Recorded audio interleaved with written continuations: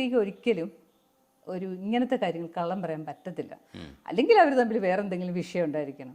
അതല്ലെങ്കിൽ ഇങ്ങനത്തെ കാര്യങ്ങൾക്ക് എന്തിനാണ് കള്ളം പറയുന്നത്? ഇത് പറയും തോറും, ഇപ്പം ഞാൻ ഇത്രയും പറയും തോറും ഇത് കേട്ടോണ്ടിരിക്കുന്ന എൻ്റെ കുടുംബക്കാർക്ക് ഒക്കെ പ്രശ്നമാണ്. നമ്മളിത് പറയുമ്പോൾ അയ്യോ അങ്ങനൊന്നും സംഭവിച്ചോ എന്ന് പറയും. അപ്പം നമ്മൾ എന്തിന് ഇങ്ങനെ ഒരു പുലിവാല് പിടിക്കുന്നത് പലരും പറയില്ല. അപ്പോൾ ഇത് പറയുന്നുണ്ടെങ്കിൽ ഇത് സത്യമായിരിക്കും, ഉറപ്പായിട്ടുള്ള കാര്യം. അല്ലെങ്കിൽ ഒരു സ്ത്രീക്ക് അങ്ങനെ പറയാൻ പറ്റില്ല. അതാണ് നിയമത്തിലും കോടതിയൊക്കെ അതാണ് ഉദ്ദേശിക്കുന്നത്. ഒരു സ്ത്രീ അങ്ങനെ സ്വന്തം അഭിമാനത്തെക്കുറിച്ച് കള്ളം പറയില്ല എന്നുള്ളത്.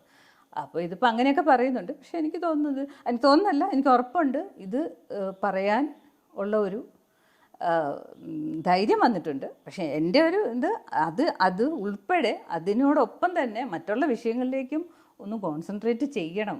മറ്റുള്ള വിഷയങ്ങൾ അവിടെ നിൽക്കരുത്, അതൊന്ന് കോൺസെൻട്രേറ്റ് ചെയ്യണം. അത് പല വിഷയങ്ങളോടും മനുഷ്യാവകാശ ലംഘനങ്ങൾ അടക്കമുണ്ട്, അത് കോൺസെൻട്രേറ്റ് ചെയ്യണം.